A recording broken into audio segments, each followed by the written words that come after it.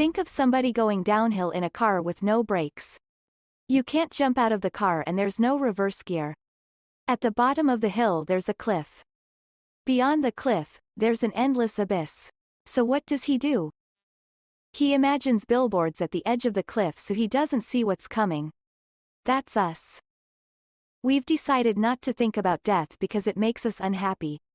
Our friends can't help us with it. We all die alone so we can only prepare for it in solitude. And what punishment do we give to the worst prisoners? Solitary. Anyway. Death is obviously really big, so how do we change our awareness of it? Simple. We need many diversions. If we treat tomorrow as our last day and we're being honest with ourselves, we will want God to exist. As they say, there are very few atheists in foxholes.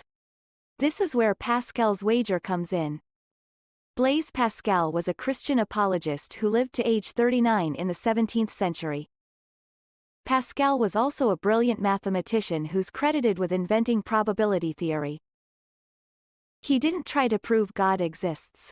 That's impossible, but he did say that given the certainty of death, a reasonable person should bet on something we can win. And what do we all want more than anything? Infinite happiness. A happiness we can't get anywhere on Earth. But what am I betting? Your life. It's not just about belief. It's also about behaving.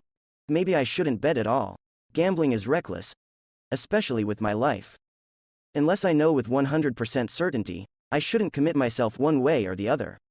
I want to keep an open mind. Agnostics are the prudent people. Not really. Because we're all screaming down that hill with no brakes. We're embarked. Death forces us to choose. To choose how we want to live.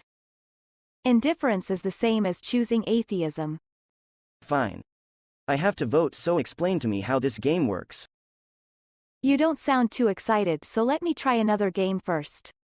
Here are 2 lottery tickets. They each cost $1 and you can buy one. One is worth $1 million. And one is worth nothing. Would you buy a ticket for a 50% chance of winning $1 million? That's a no-brainer. Now we're getting somewhere. You couldn't calculate which one is the winning ticket with your head. So you used another one of your eyes. Your heart.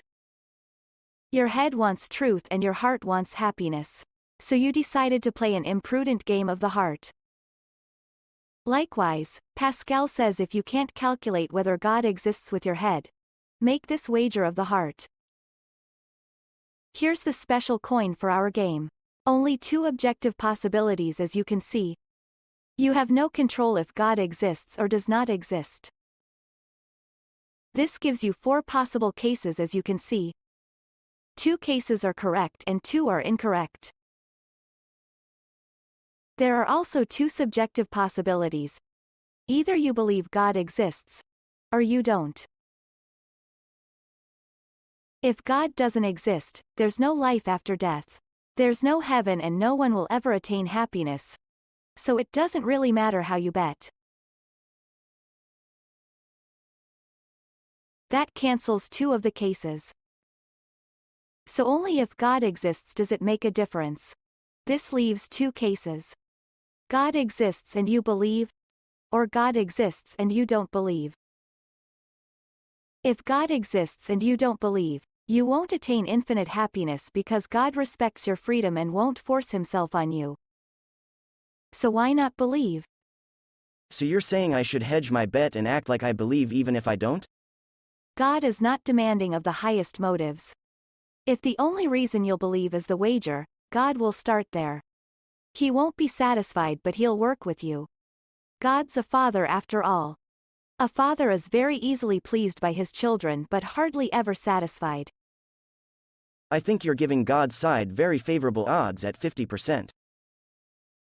In any game of chance where finite gain is weighted against infinite gain, it's an easy choice. Rationality requires you to wager on God. The 50% plays no real role thanks to the infinite reward.